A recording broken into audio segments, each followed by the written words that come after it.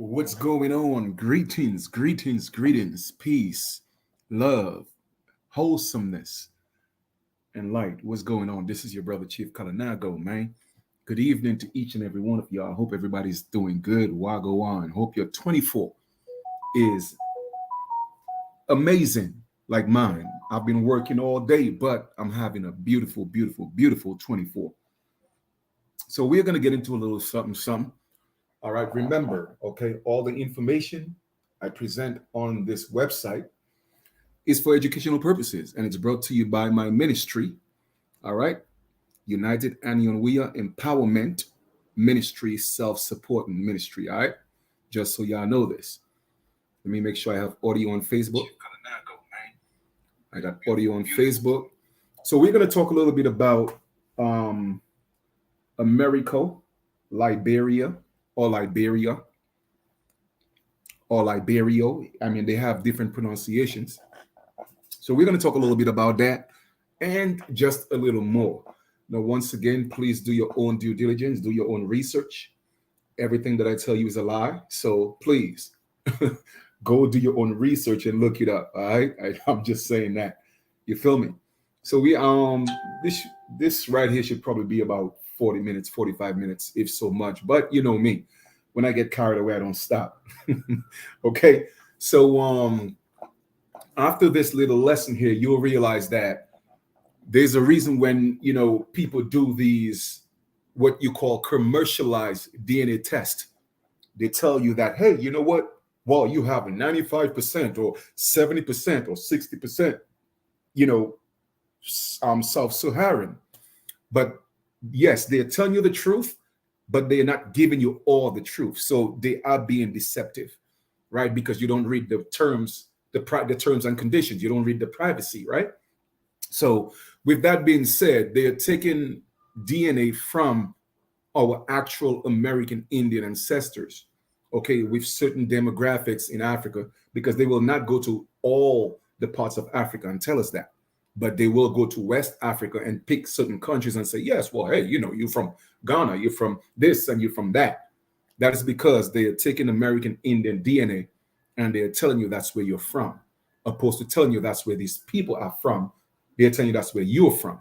Okay, so you just got to be able to comprehend this. And again, a lot of our people are stuck, with the false narrative and ideology that we came from Africa. Okay, so let us dive into this. And I put all the links in the description as usual, so you could do your own reading. Okay, so let us start. Let us get into this. I hope you enjoyed the little build earlier about Old Dirty Bastard.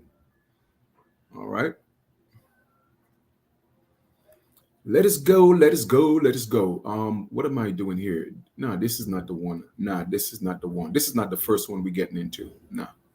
The first one we're getting into is the Americo-Liberian. All right. Or Americo-Liberian. All right. They like I said, they pronounce it differently sometimes, but essentially it's the same thing. So we're going to read. All right. What I'm giving you right now is from Wikipedia, but a lot of people may say, oh, well, Chief, that's Wikipedia. Well, I'm going to give you some information from a book as well. All right. And I also put the link in the description. The book has about 60 pages. I'm not going to read everything, but we're going to do a little bit of reading in the book and enjoy. Okay. Americo-Liberian people. Americo-Liberian people, also known as Congo people or Kunga people. You hear that? Also known as Congo people. So the people of the Congo are Americans. You feel me? So when they tell you, oh, well, you're from West, let me tell you something. It's a game that has been played. And you see, I'm already getting hyped because it pisses me off. All right, that our people don't see these things. And even when we show it to them, they think we're crazy. You know what I'm saying? Like, how much more can we show you? I know I'm not the only one doing this. There's a lot of people doing this. I just have a different way of teaching. You know what I mean? And, sometimes I give more, sometimes I give less. The bottom line is there are a lot of people teaching our truth. All right. But yet still, so some people are so stuck in what they were taught. All right. Not realizing that we were lied to. All of this started because of the doctrine of discovery. And I've already gone through this. The doctrine of discovery no longer stands. The Pope renounced the doctrine of discovery on March 30th, 2023.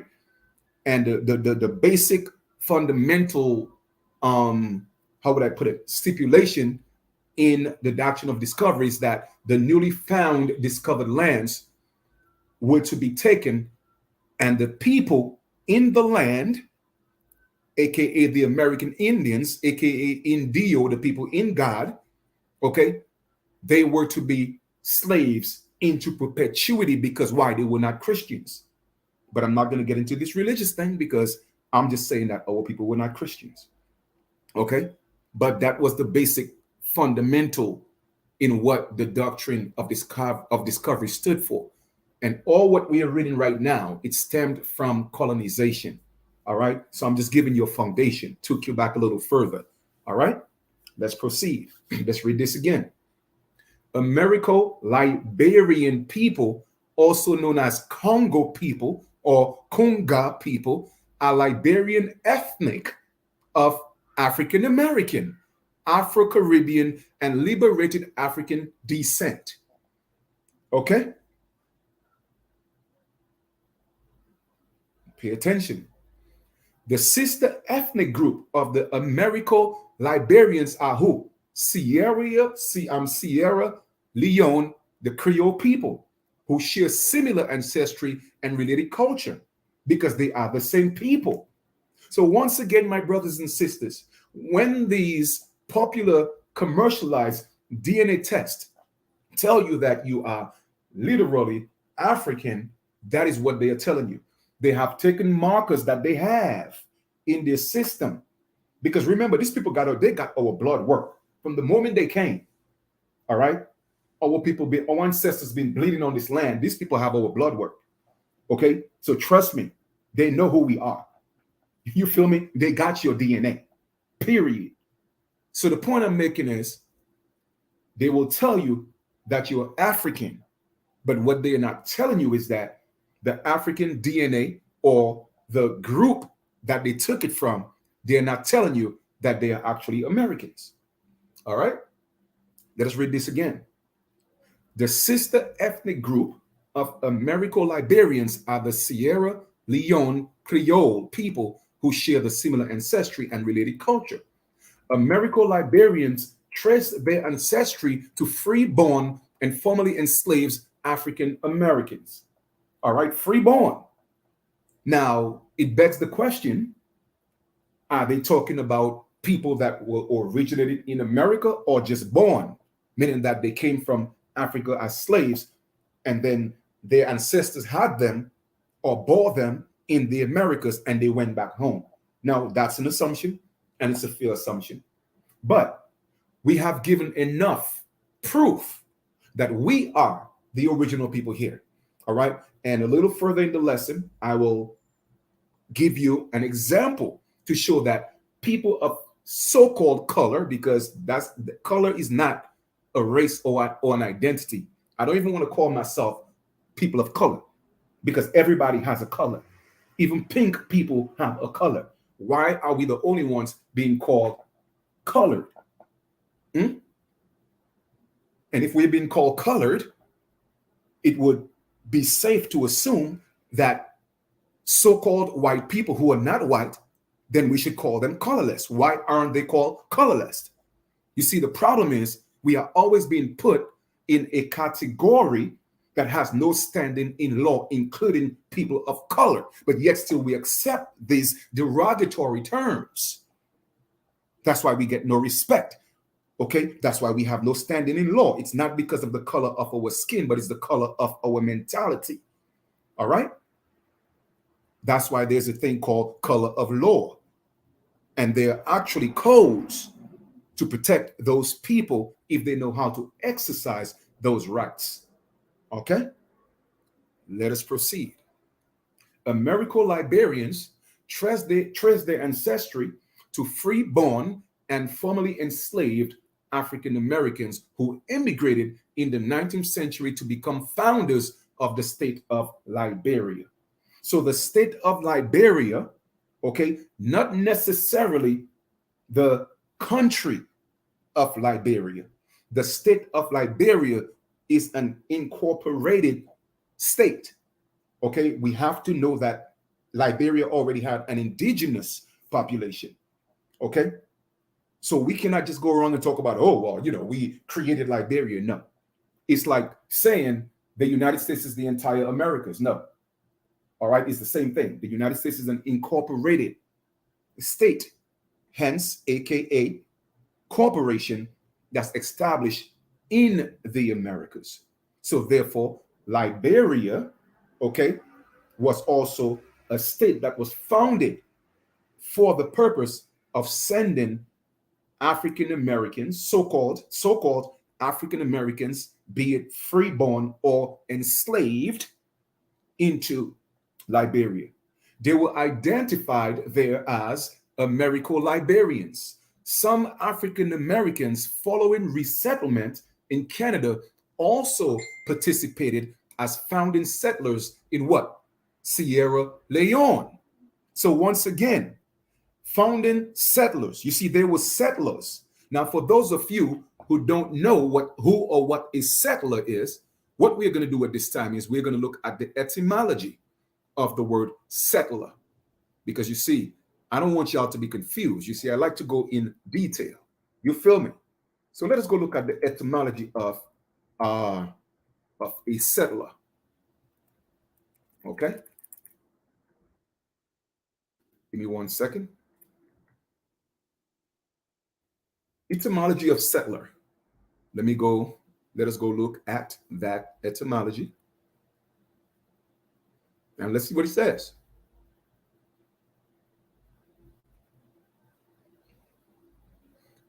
All right. And that goes back all the way from the 1590s, possibly earlier. All right. So let me just stop sharing the screen real quick. Stop sharing. And we're going to share the etymology of settler. Even if you may or may not know what it means, that's irrelevant right now. Just for the purpose of this lesson, I want to show it to you so you can see the visual yourself. So when we are reading, you know exactly what we are talking about. Okay? 1590s. And the etymology of a word is pretty much the origin of the word or the energy that it carries. All right? A thing that settles, fixes, or decides a debate, etc., agent known, all right, noun from settle, meaning a person who moves into a new country to fix residence there. Okay? A person who moves to a new country. Let's get that again now. A person who moves to a new country to do what? To fix a residence there. So with that meaning, it is safe to assume that these people are not from that country where they're seeking new residence. We have the verb become, set, fixed, stable or permanent seat, place in a seat, sink down, come down, placed in fixed permanent position, etc., etc., etc. But basically, the first one is pretty much what we're looking for, which is the noun. Okay, a settler, a noun. What is a noun? The name of a person, animal, place, or thing. So the people who moved there, they're not animals, they're not places, they're not things, but they are persons, so to speak, people. So therefore, settler is relevant in that case. So let's go back to what we were reading earlier. All right, let's go back to what we were reading. So now that we know what a settler is, let's read that sentence again.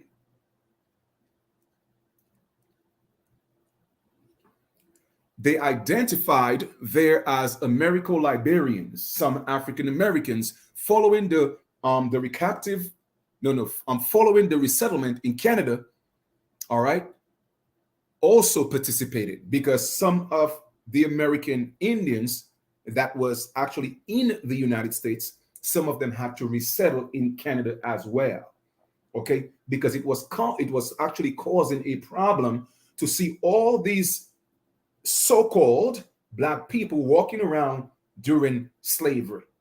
Okay, so it would have to be, listen, man, listen, we're gonna have to fight. There's gonna have to be war, or we're gonna have to find a solution. But y'all messing up business for us right now. All right. So they came to an agreement. All right.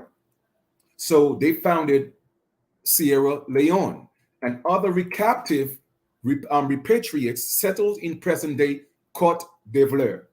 Okay, Cote d'Ivoire is, let's look at this, is on the Ivory Coast, officially the Republic of Cote d'Ivoire, also known as Cote d'Ivoire, is a country in on the southeastern coast of West Africa, in the capital of Yamoussoukro, in the center of the country, while the largest city and economic center is in Port Abidjan.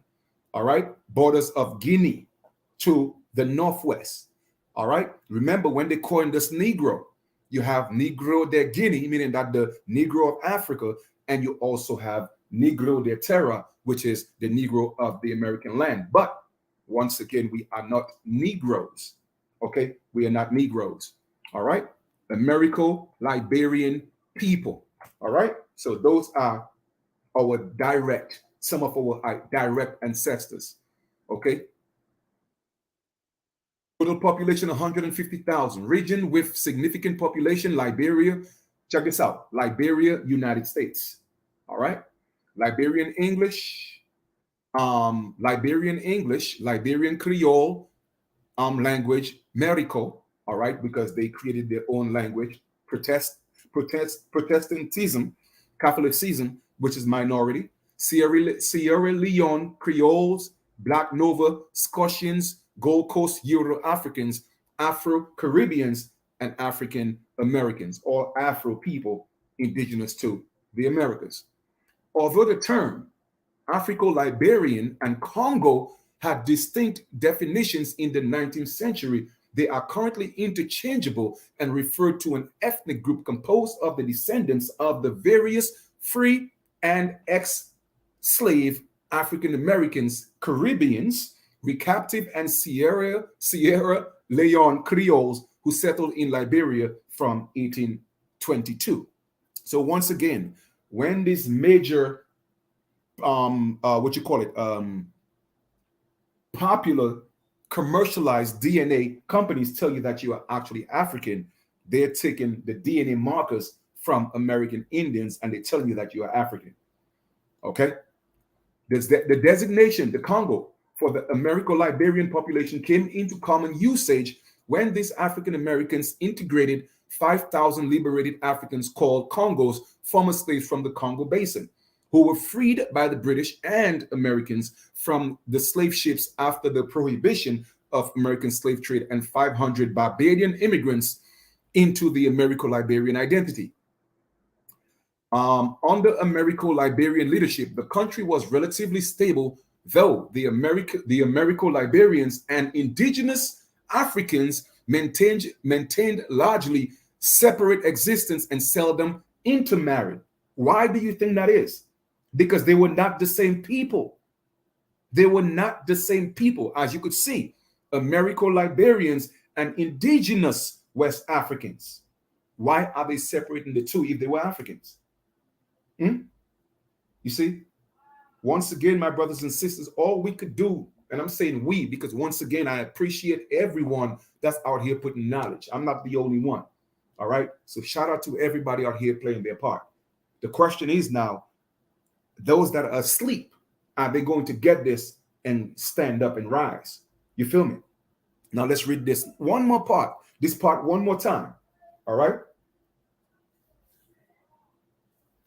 Oh, no doubt. Liberian girl, Brian Little. You know what I mean? Yes, Liberian girl. You came and you changed my world. A life so brand new, Liberian girl. Man, listen, don't get me to singing, man, because I could do some karaoke now. Don't play with me now. If I got to do karaoke to pay the rent, I'm gonna do some karaoke.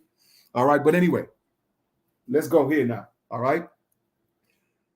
So, with that being said, in addition to the indigenous Liberian chiefs, okay, indigenous, okay, separated or compared to the Americo-Liberians who were not indigenous Africans, social, cultural, and economic sectors of the country alongside indigenous Liberian elites, upper class Americo-Liberians ruled the new nation from the 19th century until the 1980 as a small but dominant minority. Okay? They were different people. Now, if they were actually going back home to Africa, they would have been accepted as Africans, but they were not Africans. So therefore, they had to remain Americo-Liberian, which is their new identity, Americans being settled in Liberia. So they were still considered outsiders, immigrants, colonizers to a certain extent. All right? From 1878 to 1980, the Republic of Liberia was a de facto one party. Okay, de facto means, once again, not a lawful, but kind of like a legal system like the United States. All right, not natural law, a corporation, so to speak, ruled by elites. It's always the elites, right? Of both indigenous, here we go again, indigenous and Americo-Liberian dominated true wing party and Masonic order of whom? Liberia. You feel me? So we are still seeing the comparison between Americans and indigenous Africans. All right? And this is the order, the Masonic order. Here we are. All right. The Grand Lodge of the Republic of Liberia is a fraternal organization based on the principles of the Prince Hall Masonry. Prior to 1980, its membership tended to consist of Americo-Liberians, and it was influential within the ruling party, whatever the case is. All right, so they brought that with them to Liberia. Okay, let us read just a little bit about history and settlement. Americo-Liberians were descended from African Americans and Afro-Caribbean settlers. So once again, we are seeing that even the Afro-Caribbeans are not considered Africans. They are still being distinguished from the indigenous Africans. Okay? I can't make this up, man. I can't make it up. Many of whom were freed slaves and the descendants who immigrated to Liberia with assistance from whom? The American Colonization Society. Okay? Just because you were a slave in your own land, it doesn't mean that you came from somewhere else. You just happen to be a prisoner of war who became a slave on your own land. Okay? The first so-called Black American settlers, well, here we go with the word settlers again. Who's a settler? One who travels into another country for permanent residence or settlement, arrived in Liberia in 1822. The American Colonization Society's plan of encouraging so-called Black American migration to Africa was met with mixed responses at the time. Some members of the abolitionist movement, such as Garrett Smith, opposed the idea, arguing that African American families had lived in the United States for generations, and their prevailing sentiment was that they were no more African than white Americans were Europeans. Other historians have argued that white Americans encouraged the immigration of people of color to Africa due to their opposition to integration. Additionally, some slave owners manumitted some of their slaves on the condition of immigration. However, other African Americans believe they would face better economic opportunities in Africa and be free from the racial prejudice, a sentiment that was endorsed by Back to Africa movement. All right, the Back to Africa movement was actually established, all right, in the 18th and the 19th century, okay, taking American Indians and what would want to return to the continent of Africa. Now, that word return here, we have to question that because once again, reading in the settlement, they were not called Africans, okay? They were continuously being called Americans and compared to indigenous Africans. So they were not returning anywhere. Okay, they were being taken to a new land. All right, let us see some more of the culprits. All right, now, as a so-called Black American immigration to Liberia continued steadily into the mid to the late 19th century, the movement gained support from an assortment of influential figures, including UNIA. Okay, UNIA. What is UNIA? Let us see. UNIA is the universal Negro, and we're going to get to that word Negro in this lesson as well. Improvement Association and African Communities League is a Black nationalist fraternal organization founded by whom?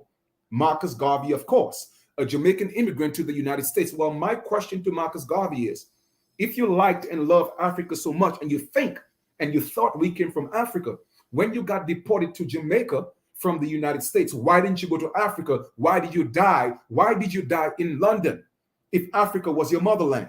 You see, I ain't playing these games with these people. Okay, so Marcus Garvey was not my hero. Okay, he may have been Umar Johnson's hero, but not mine. My people were already here. They were not Africans. And who? President Marcus Garvey, who would go on to become president of the Black Star Line. Of course, Black is dead in law. So yes, of course. No surprise here, right? Which encouraged immigration and economic shipping commerce between the United States and Liberia. So they were carrying cargo, subjects for sale. All right. And that is the only ship that exists, period, in such a large, on such a large scale of our people literally being on these type of ships. Okay. The 12 point something million slaves they're talking about are the Slavs of Europe, aka pale-skinned people, or that came here through Ellis Island. That is not our story. Okay, let us proceed. The early African-American settlers, once again, here we go, settlers, practiced Christianity sometimes in combination with traditional African beliefs. They spoke an African-American vernacular English, which developed into Liberian English.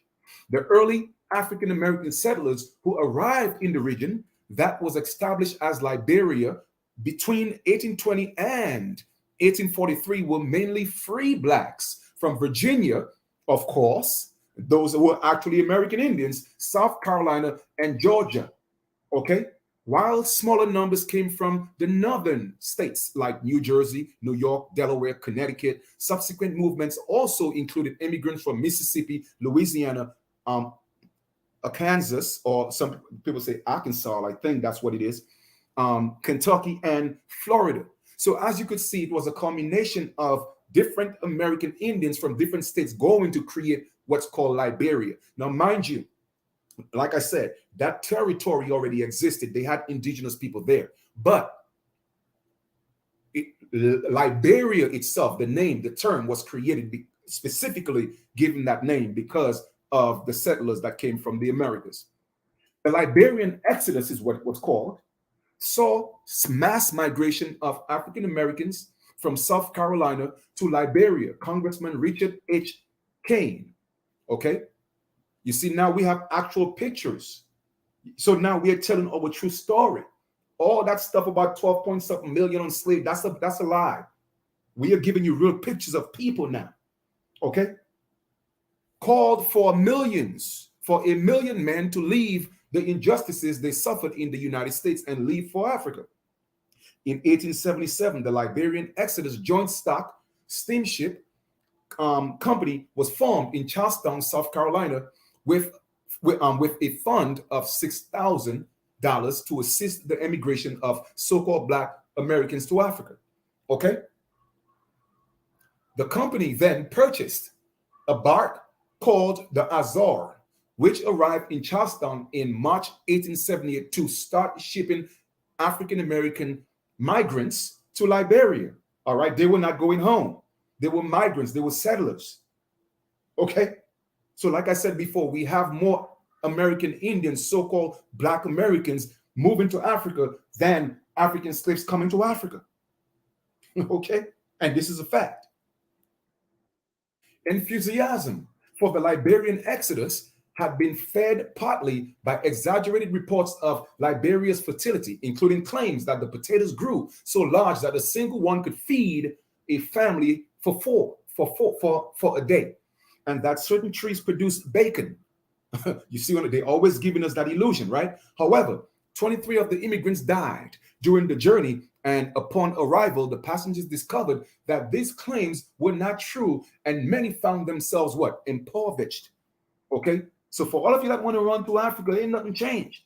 Africa is not your home, and I'm going to show you a video real quick, including farmer and agricultural businessman Saul Hill, Liberian Senator Reverend David Fraser, and Daniel Frank Talbert, who was the grandfather of the future Liberian president. Although the number of Afro-Caribbean immigrants, once again, if they were Africans going back home, they will not be called those names, settlers and immigrants and all that. No. Okay?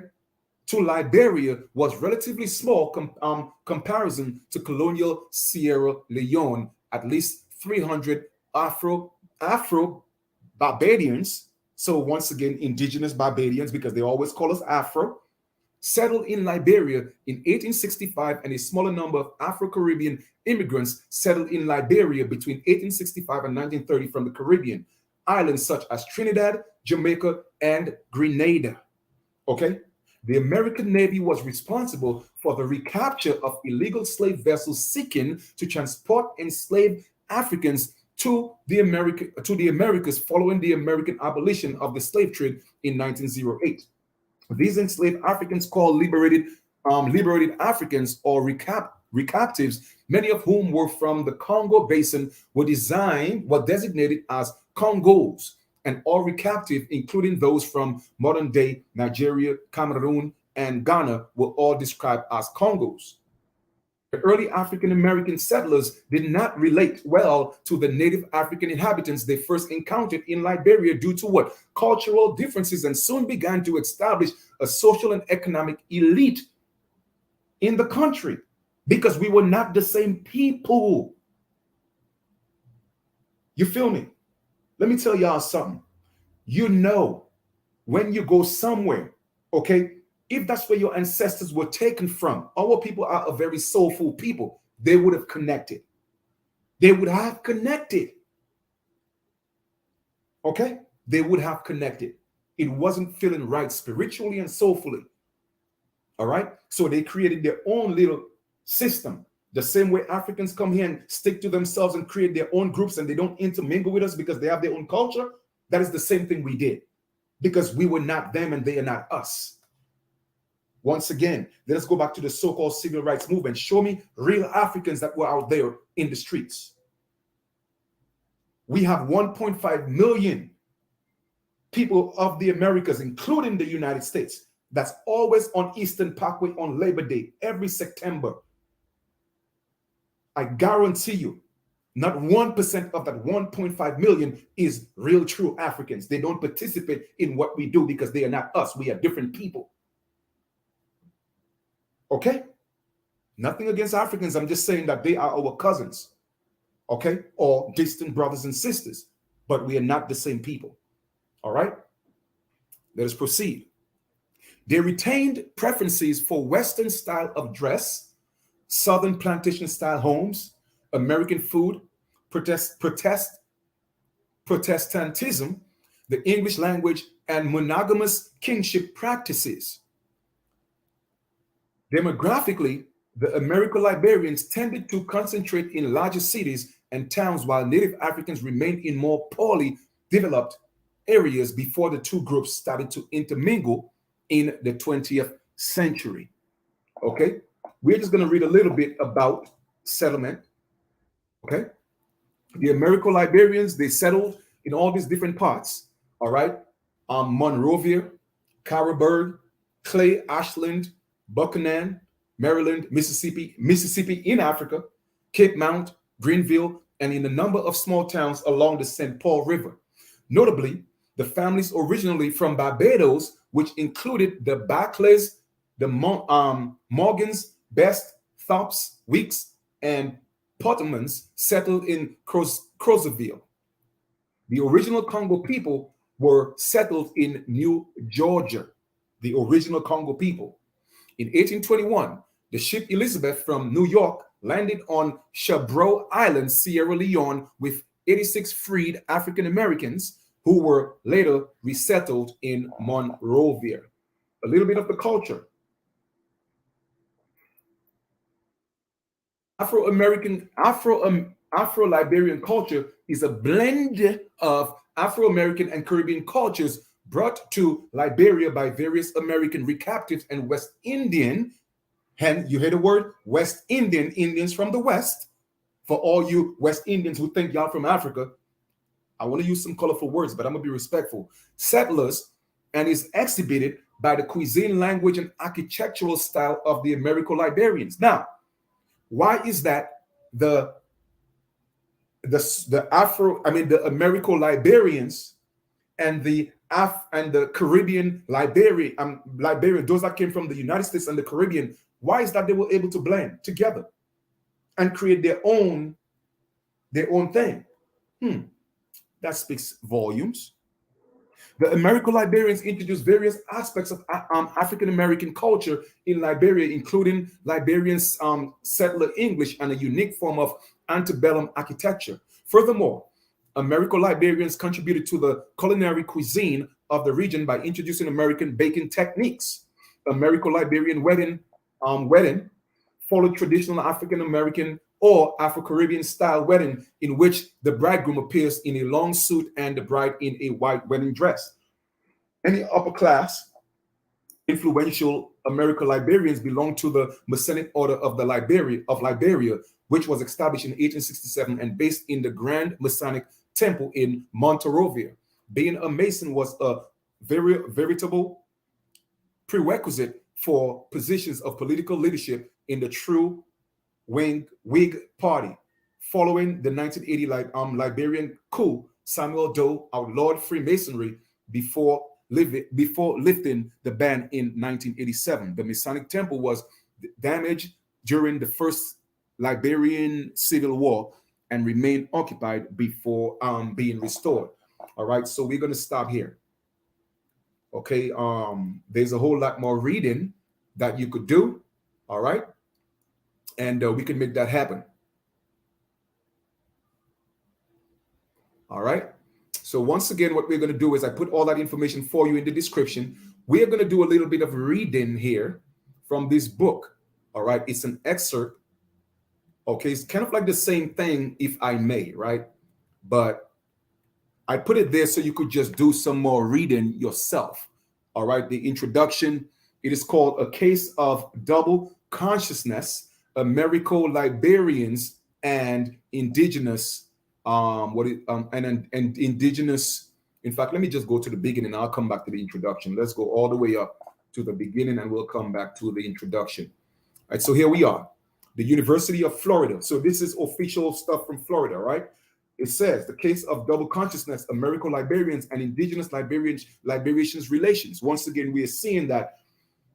Yes, you may say, well, Chief, this is Wikipedia. Well, let us go into the University of Central Florida. I mean, not that it's more credible. I'm just saying, we are going to a university that's actually teaching that now.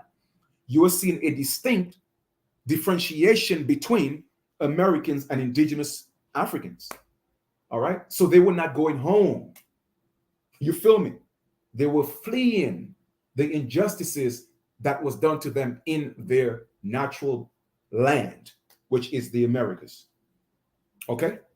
So let us proceed. So like I said, we're just going to do a little bit of reading. We're not going to read the entire thing. Okay.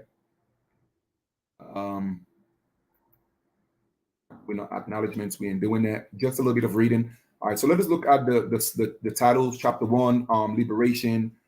Chapter 2, black nationalists and that. Chapter 3, black elites, black colonialism, whatever the case is. All right. So we're going to do just a little bit of reading. And then I give you the entire book to read. All right. It's 60 pages, so it's a quick read. Introduction.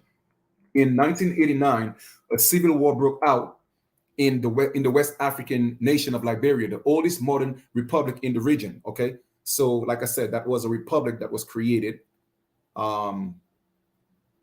solely because of American Indians, so-called African Americans, going into Liberia. Okay. Arguably the longest civil war in the modern history of West Africa from 1989 to 2005, with only a brief interlude. The war not only devastated the nation with a death toll exceeding 2 million people, but it also intensified ethnic tensions that had characterized Liberia's history. The war also probably impacted political stability in the region of Liberia's intermediate neighbors. Cote d'Ivoire and Sierra Leone also became engulfed in protracted civil wars, while the Ivorian and Sierra Leonean civil wars were mostly rooted in post-colonial political dynamics. The Liberian turmoil can be traced directly to the antagonistic relationship that developed between the indigenous population and descendants of whom American freed enslaved people who established the colony of Liberia. So once again, you could see these people were culturally, ethnically, and geographically different people. So therefore, they were always clashing because these Africans saying, "Yo, this is not your land, man. You came from America and you made it. This is ours." Okay. So this is an ongoing thing, tension between real Africans and American Indians labeled Black and African American. I can't make this up, man. Let us proceed. All right. By the end of the 19th century, what is known today as Liberia had been fully formed, with the American expatriates dominating political institutions and controlling the country's economic resources. Okay. The settlers, here we go with the word settlers. This is not Wikipedia now. The settlers, known as the Americo-Liberians, marginalized the indigenous population. You see, again, a differentiation, and reduced them to the status of servitude. So even the American Indians, so-called African Americans who went there, were literally trying to put the indigenous Africans into a status of servitude. Now, I'm not proud of that. Okay? The fact that the freed enslaved who opted to return to Africa where they hoped to enjoy, now you see that return to Africa doesn't make sense. Because if they were returning to Africa, they would have been welcome home to Africa. They would have actually gotten acclimated with the culture because it was theirs. No, it wasn't. And we are talking about in the 1800s. In the 1800s. So we're talking about less than 100, 200 years.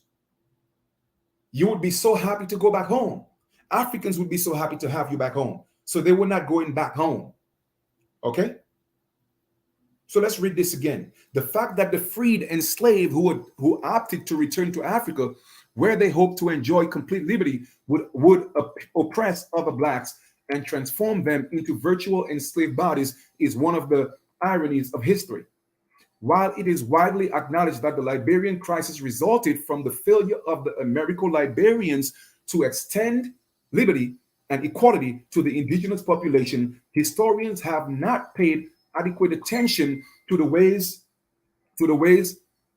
American racial oppression experienced by the expatriates shaped their own relationship with the indigenous population.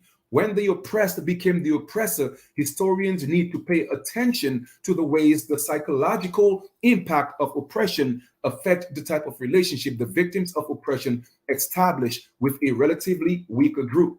This is the object of my paper. I investigate how formerly oppressed and enslaved blacks, because oppressors and enslavers of other black people in the name of civilizing mission, but also as part of their own search for a superior cultural identity, I argue that the formation of the Americo-Liberian identity in Africa overwhelmingly relied on white American cultural values and perceptions of race, despite the founders' rejection of racial oppression and slavery. Having emerged from a culture in America that declared Africans uncivilized and having internalized the belief that uncivilized people could be enslaved as part of the process of civilizing and Christianizing them, the Americo-Liberians established an oppressive regime similar to the one they had escaped from America and proceeded to treat the indigenous population as enslaved people on the pretext that they were not civilized. Okay, and the reason for that, once again, is because Africans were always considered that way, no disrespect. And they knew that they were not Africans. So they took up the same, because even in the Americas, they knew that they were not slaves that came from Africa. And that's why they were free. But yet still, certain Africans and a lot of these so-called Black Europeans that came here were still enslaved. But the indigenous population had to be free, and that's why they had to get rid of them. Okay, so we have to put this story in its proper context. So I'm going to stop here, and you could go ahead and read that for yourself. I gave you the link. All right. Now, I was going to play a short video, but I'm not going to do that. But I put the link in the description where it says, I'll just kind of like show you the video. All right. Let me show you real quick. Here we go. This is the title of the video. It's in the description, and it says, why African Americans leave Africa after moving there. So they're talking about the reasons that they're given is because they thought that they would have found, better opportunities. That's one. Better housing. That's two. And the culture difference. Okay. So those were the 3 to 4 main reasons that they give in the video. But everybody's missing. The one true reason is because these people are not Africans. Okay. They are moving into a land that inherently it's not theirs. So the land is not going to respond to them the way it would respond back home here in their own motherland. People have to comprehend this. Okay. So I put that video in the description so you could go ahead and listen to it at your own leisure. Okay. So we already went through a case of the double consciousness. You have that book. Now, what I'm going to do at this time is I'm going to show you a map. Okay. I'm going to show you a map. Let's go back to a map that's called Madi, Ethiopia, Volga, Oceano, Ethiopia, right? Now, I'm going to show you somebody's lying to us. All right. So this is the map. Let's ignore the 2 pale-skinned people they have on top of the map representing America. We already know what that is. We are going to look at the details of that map. All right. Let me see. Go ahead. Come on, share now. Share. Come on, share. It's taking some time to populate. All right, here we go. Okay, so this is the map. As you could see, between Africa is to my right, and America is to my left. But if you look somewhere in the middle, what does it say? It says Oceanos Ethiopikos, meaning that the Ethiopian Ocean. Now, hold up. How is that in today's maps? We are seeing this as the Atlantic Ocean. Somebody's telling us some lies. Okay? Somebody is telling us some lies. All right? Somebody's telling us some lies. This is why Varazona, okay, when he sent the letter to the King of France in 1524, he described the indigenous people of the Americas and said they are unlike the Ethiopians. And we're going to break all that down. We're going to get into this. Okay. Could it be that the old Ethiopia, so-called Abyssinia, is actually South America? And again, it's just a question. But I'm just showing you that. So pay attention to between America and Africa, sort of like where they told us that, the Atlantic Ocean is. You will see that it says Oceanos Athapikos, meaning that the ocean of Ethiopia or the Ethiopian Ocean. Okay, I also put that in the description for y'all. Let us go next and let us look at now a current map. Somebody has lied to us. Let us look at a current map and see what it says.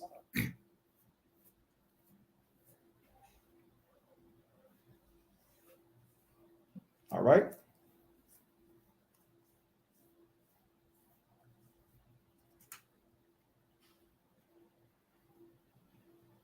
All right, it's populating. Give it a second. It's populating, so give it a second. It takes a little while sometimes. I don't know why is that, but it does. Copy. So here we go. In the meantime, while I'm doing that, let me just go send that to myself real quick. So Gmail. All right, Gmail login. So here we are. As you could see, South America. All right. And look at that. On top, you have the Atlantic Ocean, and below you have the Atlantic Ocean. But hold up.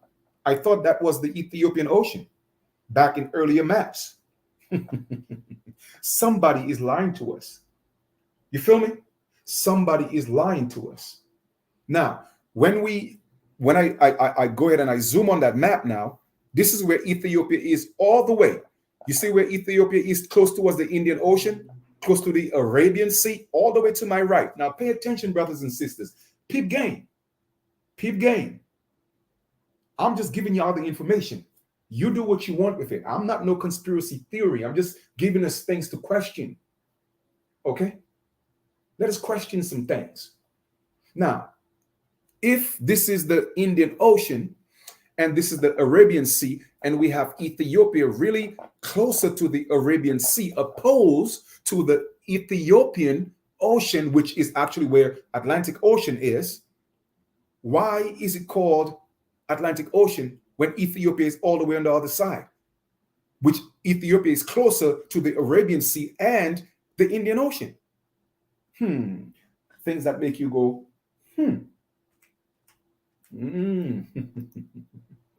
Somebody got some explaining to do. Okay? Somebody got some explaining to do. So pay attention to this. As you could see where it's at, what does it say? It says the ocean, the Atlantic Ocean, and below the Atlantic Ocean, but yet still in the earlier maps, it was actually, what did it say? The Ethiopian Ocean. All right, let us stop sharing that. Boom. Let us go ahead here now. I put all that stuff for you in the description. Here we go. Check this out. Let this thing populate real quick. Let it populate. All right, while I'm doing that, I want to go ahead and get this email together. All right, so we could jump into that immediately. Okay, we could jump into that right after. It's populating, it's populating. All righty, and then we'll get into that after, okay? That link right here, I could always put that in the description for y'all. And, or I could just read and tell you where it's from anyway, and you could look it up yourself, all right? But right now we are going to go, where we at? Here we are. So this, again, is going back to, give me a second.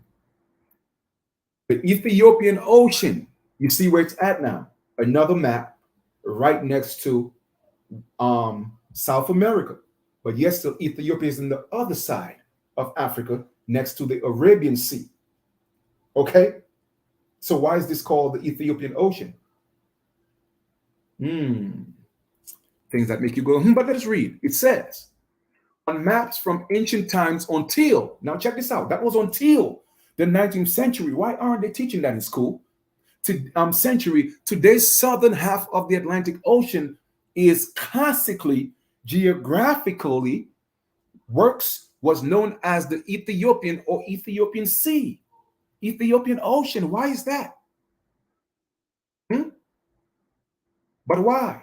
Some people wonder why this body of water was named after a country that is located at the opposite eastern end of Africa, nowhere near its namesake body of water. Well, the term Ethiopia was linked to the fact that all of Africa was west and south of Egypt was formerly known as Ethiopia. Obviously, the historic use of the term has become defunct nowadays. However, the historic map called Accuratissima Tertius Africae that was sketched by John Baptist Hopkins we published until it's let me see until proves that the body of water continued to be referred to as Ethiopian Ocean until the 19th century. Okay, so whatever reason they're giving for that, then it is what it is. But I'm just letting you know, back in before the 19th century, well, up to the 19th century, that it was not called the Atlantic Ocean. But let us go to Varazona right now. Okay, I'm just giving you things to wonder, to think, like Brother Dan Calloway would say. I just want to make you think, right? Let us go here. What does it say? This is from Giovanni de Barazona, a letter that he sent to the King of France in 1524. Now that's in 1524, my brothers and sisters, before any slaves were coming to America. Okay, the slavery that was in America were American Indians that were being enslaved in our own land and being taken to different parts of the world. Now check this out. They go completely naked, except that around their loins they wear skins of small animal-like mattons, with a narrow belt of grass around the body, to which they tie various tails of other animals which hang down to the knees. The rest of the body is bare, and so is the head. Some of them wear garland of bird feathers. They are dark in color. Okay, they are dark in color. So in 1554, we were dark in color, not unlike the Ethiopians, with black thick hair, not very long, tied down behind the head like a small tail. As for the physique of the men, they are well proportioned, blase, blase, blase, blase, blase, blase, blah. We don't have to get into all that. We are talking about complexion and what they're comparing it to, the people, Ethiopians. Okay? Dark in color, not unlike the Ethiopians. Well, Chief, what does not unlike means? Because, Chief, I'm a little slow. Not unlike, what does it mean? Does it mean like, or not unlike means to be like? I mean, what does it mean? Well, let us go look at what does it mean? Okay? Let's look at what it means. Here we go. This is what it means, my brothers and sisters. Okay? Because you see, me, myself, sometimes I get slow. So I have to go back and replay it a million times so that it could actually make sense. So check this out. This is what it actually means. Okay? Not unlike the Ethiopians. Let us go into what it means in terms of complexion. Okay? Let this thing populate real quick. So as you could see, the Americo-Liberians are people from the United States, people from Canada, people from Barbados, Jamaica, different parts of the Americas that were taken into Liberia to create the colony, Sierra Leone, and even the Congo. Okay? Now let's see what it means when we say not unlike the Ethiopians. So let's read this. Unlike means a comparison between two things that are not the same. All right, that's unlike. But they give us two negatives. It says not unlike. Two negatives make a positive. So therefore, not unlike is making a comparison between two similar things. All right. So why are they comparing the indigenous people in 1524 to the complexions of Ethiopians? Okay. I have never seen a pale-skinned indigenous Ethiopian in my life. Y'all better stop playing these games with me, man. All right, then. Boom. We could stop that here. Y'all think it's a game? It is not a game. No way. We're not playing these games. No way. All right, let us get into this Negro thing right now, because like I told y'all before, we ain't Negroes. Okay? Negro means necro. It means dead. Just like black means dead. I'm showing y'all the proof. Let us go into this real quick. And then I'm good. I'm going to leave y'all alone, go back to doing my work. All right? Check this out. The creation of the word Negro. And this is coming from the website africanspeaks.com. Bantu Kilini, a very informative and enlightening article by Allende. Creation of the Negro, compiled by Allende, extracts from the name Negro, its original and evil use, Richard B. Moore. The name that you respond to determines the amount of self-worth, my brothers and sisters. Remember that. The name you respond to. So therefore, remember, always in my lessons, I keep telling you this, these people will always assume who you are. They will assume upon visual appearance that you are African or African American or black. And in their system, that denotes that you are dead in law. You have no rights. That's why it's imperative that you change all of this. Can you imagine, like my brother Corey said, okay, if all of us were to go ahead and we know who we are, at least 1 million of us were to step up and realize that, you know what, we are the American Indians of this land. I'm telling you, it would be a problem. I don't know why y'all want to keep staying distracted, complaining about the system. You know what I'm saying? When we have everything that's already, it's ours. Let us read. Similarly, the way a group of people collectively respond to a name can have devastating effects on their lives. And that's what's happening to so-called black people and African Americans and people of color. Okay? Even people of color. Those are colorful terms, particularly if they did not choose the name. Asians come from Asia and have pride in the Asian race. Europeans come from Europe and have pride in Europe accomplishments. Negroes, I am to assume, come from Negroland, a mythical country with an uncertain past and an even more uncertain future. Since Negroland is a myth, where did the myth of the Negro originate? The key to understanding what a Negro is to understand the definition of the word and its origin. The word Negro is Spanish for black. The Spanish language comes from Latin, which has its origin in classical Greek. The word Negro in Greek is derived from the root word necro, meaning dead. My brothers and sisters, I don't make these things up. Black means dead, Negro means dead. Why do you think they have to keep giving us these titles and these identifications? It's because it says, okay, kill the Indian, but save the man. How do you kill the Indian? You take away his status, you take away his identity, reclassify him, call him black, African, and Negro, okay? So you just kill the Indian, but you save the man. Let's read this again. The word Negro is Spanish for black. The Spanish language comes from Latin, which has its origins in classical Greek. The word Negro is Greek, is derived from the root word necro, meaning dead. What was once referred to as a physical condition is now regarded as an appropriate state of mind for millions of Africans. Okay, of course, they're generalizing Africans right now, but it also, I'm going to say American Indians, which is us. Okay?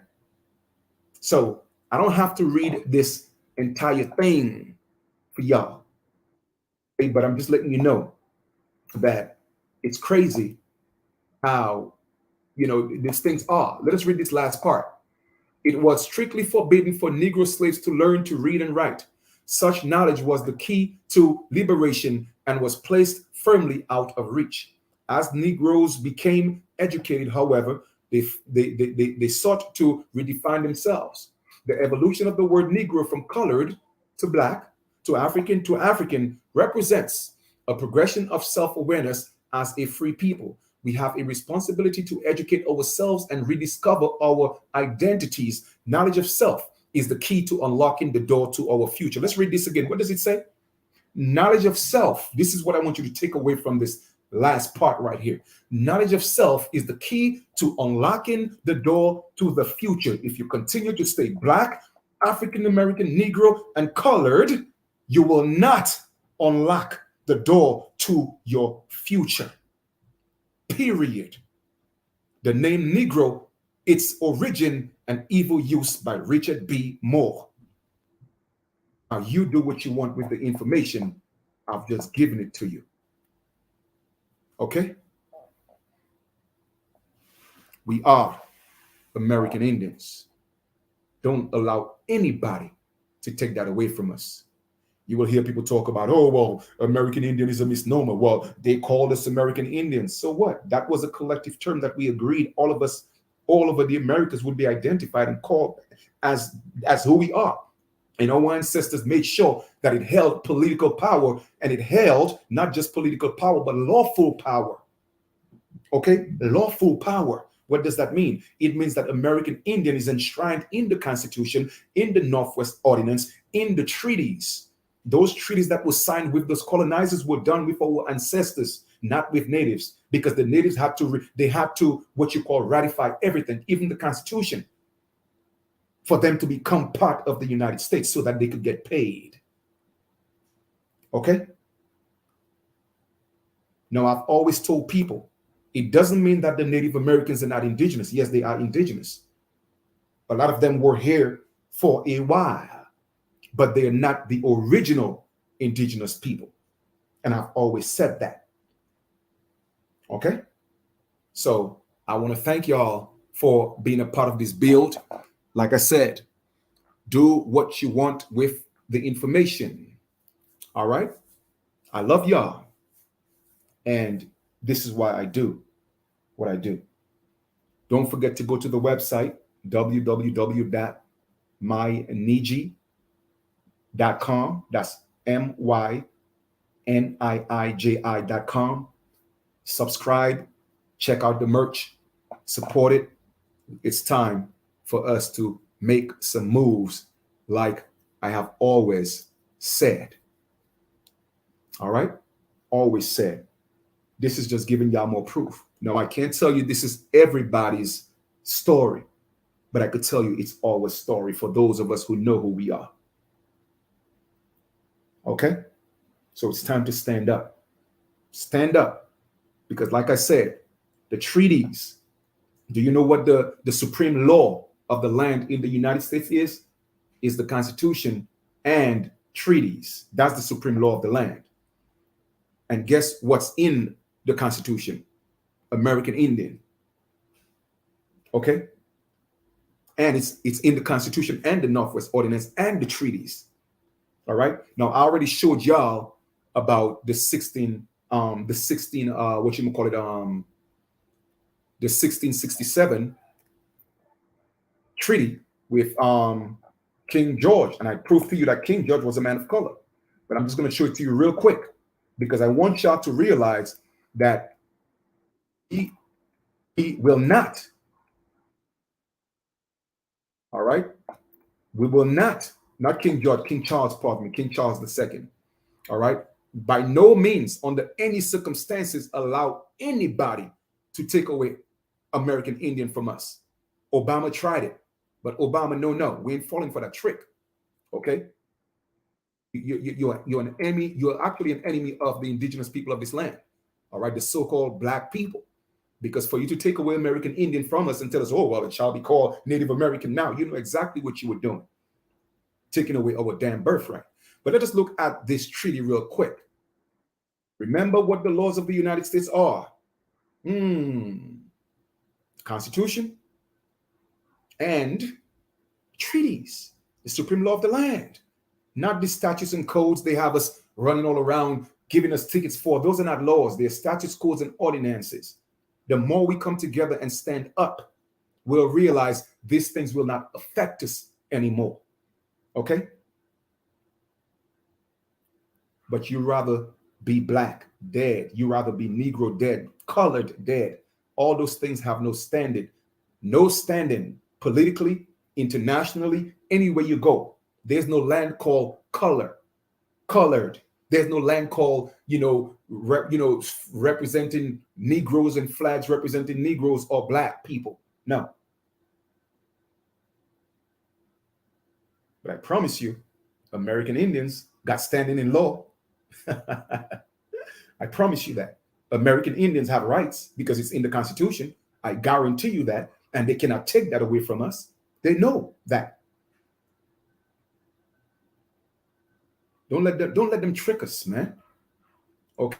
Let them trick us. I'm just going to read a little bit of the treaty for y'all. Powerful treaty right there. And guess what? It still stands. It's called the Articles of Peace between the most sovereign and the mighty Prince Charles. And I showed and proved to you that Prince Charles was a so-called black man.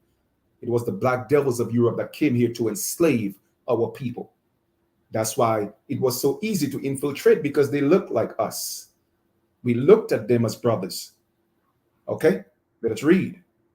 It says, by the grace of God, King of England, Scotland, France, and Ireland, defender of the faith, and several, what it says? Several what? Indian kings and queens. All right? And that was in what? In May of 1667. What does it say? Being the day of the most happy birth and restoration of our said sovereign Lord, and in the 9th and 12th year of his majesty reign, by the right honorable Herbert Jeffrey, that presents the honorable knight, and that was commissioned England for the affairs of Virginia, because Virginia was a company then, the honorable council of state of the said colony, whereas his most sacred majesty have his own royal grace and mere motion, and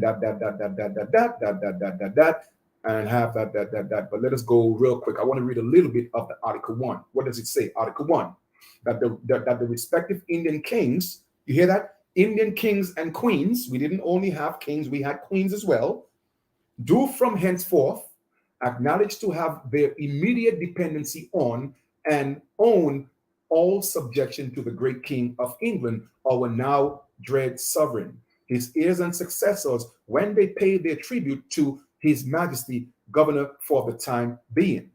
That thereupon the king said the Indian kings and queens and their subjects shall hold their lands and have the same confirmed to them and their posterity. You hear that? It was said that we were supposed to hold our lands. It was confirmed to them and their posterity. Do you know what posterity means? It means their children. Okay? By patent under the seal of what? His Majesty. That was patent under the crown without any fee. That's why we should not be paying taxes in our land, gratuity, or reward for the same in such sort, and in as free and firm manner as other His Majesty subjects have and enjoy their lands and possession. All right? Paying yearly for and lieu of quit, rent, and acknowledge for the same, blah, blah, blah, blah. That all Indians, not some, but all Indians, again, for those of you who think we should not be called Indians, go ahead. I don't see Israelite in the Constitution. I don't see Israelite in any treaty. We are not those people who are in enmity with us and have not land sufficient to plant upon, be upon information forthwith provided for, and land laid and confirmed to them, as Arthur said, never be disturbed therein or taken from them. Never. Our land should never be taken, so long as they own, keep, and maintain their due obedience and subjection to His Majesty, His governor and government, and amity and friendship towards the English. I could stop here. Okay, the point I'm making is this. All right. The only reason why they were able to take things from us is because we lost our identity. You were no longer the American Indian. So therefore you became Black 14th Amendment citizens with privileges that can be taken away from you because you wanted to be part of a foreign society. All right? May the ancestors be with you. Like I said, I love y'all. And we are going to make this, in fact, not going to, we are making this happen. For those of you who want to be part of what we are doing, our growing community, all right, send me an email at mynijiunited@gmail.com. That's NIIJI United at gmail.com. We have to be united. Okay?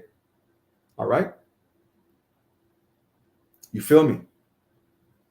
Now, I'm not here to discriminate against anybody. I'm just here to stand up as who we are. Stand up on our land as who we are. Let us restore our birthright. Okay? I'll talk to y'all soon. I'm sending nothing but love and positive energy. Okay? We'll talk soon. Happy sunrest to all. All right? You're absolutely correct, Supreme Health and Wealth. Every skin folk ain't kin folk. All right? No doubt, brother. No doubt, brother Little. You know, we go way back. Feel me? For real. All right, so I'll talk to y'all later, man. Appreciate y'all being on the build. All right? Big up, Zazie.